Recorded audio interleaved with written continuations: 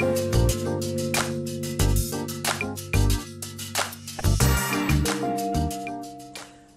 hi guys, it's Jen again. Today is Chile Verde Day. That means it's the day we eat Chile Verde for dinner, and this is the beginning stage of it. You can see all the peppers I chose on there. We got some pasillas, Anaheims, and some jalapenos kind of hanging out back there. So, step one, you get all your peppers, you clean them, you put them on a tray, and that's going to go under the broiler in my oven because I cheat a little. And I'm going to get them all black on one side, flip them, and then get them all black on the other side. And then we're going to put them in a brown paper bag, and we're going to let them steam on the countertop covered with the towel for, you know, about a half an hour or so. And then we're going to slide the skins off. So I'll show you that step when I get there. But step one is clean your peppers and put them under the broiler and set them aside. Okay, hi guys. I just wanted to tell you a little bit about the tomatillos, which are pretty important to my recipe for Chile Verde. You want to find them that are about the size of a golf ball. You want to make sure that the husks, which are attached to them, are pretty close to the flesh of it. And what you want to do is you just want to peel off the husks. You see how they just come off? I mean, I'm doing this one-handed, and they come off pretty easily. But when you take it off, you want to kind of inspect it for any blemishes or any dirt and stuff like that. And you want to clean them off, okay? You want to throw away that husk because you don't need it. You don't need it, and it doesn't taste good. So you take these and you're going to put them on a cookie sheet that is, you know, you don't really care much about. See, I've done some already. And then that's going to go under the broiler until they turn kind of brownish, and they start to exude some like juice, and they get really, really yummy. So let me pop that off. You'll see, there we go. Nice little tomatillo all ready to go. One of the things that I thought was kind of strange about tomatillos, if you've never worked with them, is that there's kind of this film stuff on them that's a little bit sticky. But that's okay. That doesn't mean they're bad or they've been exposed to something weird or anything. They're just sticky. That's just kind of the way they are. So anyway, I just wanted to mention how to pick a good tomatillo if you've never seen them. I guess, apparently they're hard to find in some parts of the country, which is weird to me since I live in California. But anyway, that's kind of what you do. So, you get the tomatillos going. I've already done my peppers over there. They're getting ready to be spun around in my little food processor there. Then I'm going to put them over there in that bowl. They're going to set aside for me for a little bit until I finish my meat, which is going to be the next step for me. So anyway, tomatillos, peppers, going to go in the oven and then in the pot eventually. Okay, see you later. Bye. Okay, so here is the pepper that's been steamed. Notice it's all shrivelly and funny looking and stuff, and nice and dark. Got a whole bag of them here. So what I'm going to do is I'm going to just try. I probably won't be able to do this, I'm sure. I'll set it down here.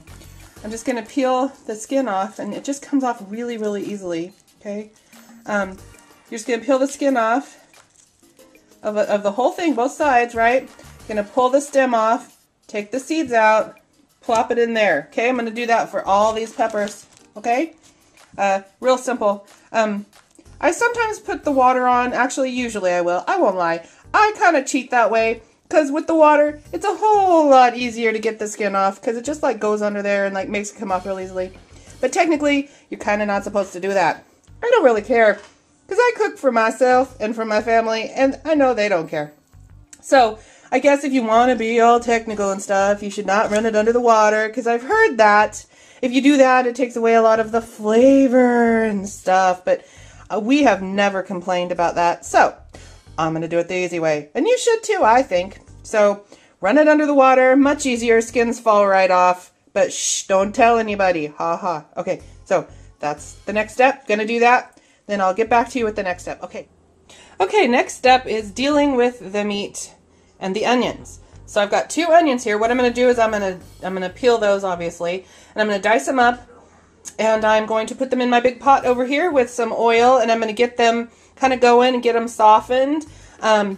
You want to do it kind of on a lower flame because you want them to kind of get caramelized a little bit. That adds a really good depth of flavor to it. So you want to do that. And then you want to take your meat here, and I have, let's see, 4.72 pounds, which is 3 pretty nice size pork roasts. I'm going to cut them up into cubes. And you want to remember that, you know, the meat really isn't going to break down a whole lot in size because you're not shredding it or anything. So basically the size that you make it is just about what it's going to stay at. You know, some parts will come off while it's, you know, simmering. But basically the size you make the meat is the size you're going to be eating the meat. So keep that in mind. So anyway, what I'm going to do is once I've cut that up into little chunks, I'm just going to dredge it in the flour over there. Okay, and I'm going to be kind of liberal. I'm not going to really, like, you know, knock the cubes off or anything because that flour is going to help to thicken the chili verde in the end. So I'm going to do that, and then once that's going, and once okay, so wait a minute, back up here. When the onions are in the pot and they're browned a little bit and kind of caramelized, and then I'm going to add the meat chunks that have been dredged in the flour. I'm going to add those to the pot. I'm going to let those kind of brown a little bit on as many sides as possible. Now, the recipe says that you can, you know, you're supposed to do it in a separate pot and brown them on all sides and get them all good looking and stuff. I don't have time for that, and so I've never done it. So basically what I do is I cheat a little, get the cubes, throw them all in there, kind of stir it up. And I've got a giant pot here. I don't even know, 10 quarts, I don't know, maybe more, I don't know. Anyway, so you're going to stir up the meat. You're going to get it all browned in there, and then you're going to add the garlic, and you're going to cover them with water, but we'll get to that step later. So first, I'm going to go ahead and do the onions and the meat. Okay, bye.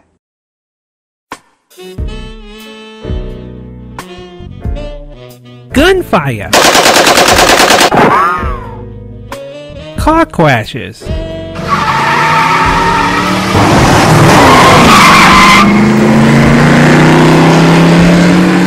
Rabbit kangaroos. None of these things can be found on my show, but you will hear stories short and sweet about me and my adventures in the seedy town of Visalia.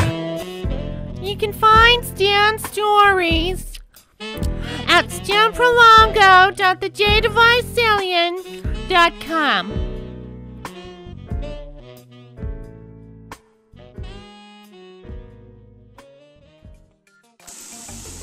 Okay, I just wanted to kind of show you what's going on here. Those are the onions, and they're kind of getting browned and yummy and so fabulous. And then I've got over here my pork cubed up, and it's been dredged in flour. It's just kind of been sitting there ready, waiting for the onions. So I'm going to put the meat into the pot, brown it up a little bit, and then move on to the next step. But I just kind of wanted to show you the stage that you want your onions at. And what the meat should look like before you go ahead and add it. So anyway, that's all. Okay, next step. So what I've done is I've got the meat in there, kind of gross looking, but it's covered in water. I put about 6 cups of water in there to cover about almost 5 pounds of cubed up pork. Okay, so the next step is I'm going to go ahead, and I've got 2 tablespoons of garlic here, minced up garlic. I'm going to go ahead and dump that into the meat. And then I'm going to stir that around a little bit. Okay, and then I've got a bunch of other stuff here. I've got caldo de pollo, which is like chicken bouillon powder, and I measured it out to be the correct amount for the water, so 6 teaspoons of caldo de pollo is going to go in the pot. And then I've got all of my seasonings here, which are, let's see, marjoram, pepper, Mexican oregano, which is different than the leaf oregano, so look for that.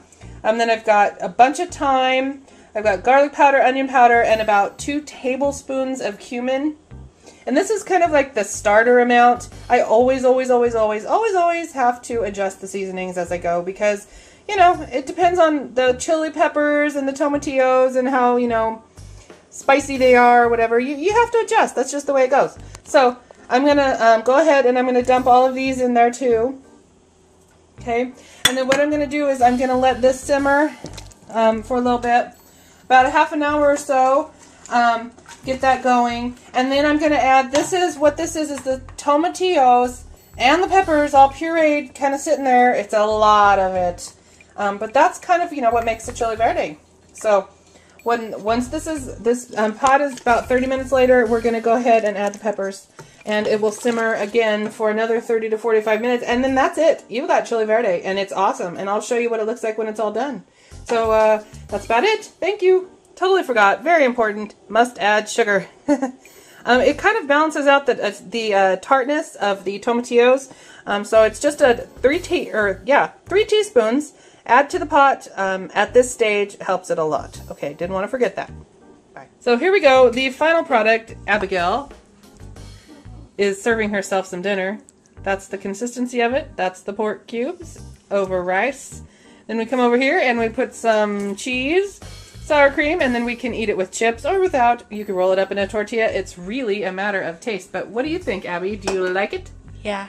And would you recommend it to all your friends? Yeah. All right. Thank you. So, Chile Verde, yum-y. Give it a shot. Okay, bye.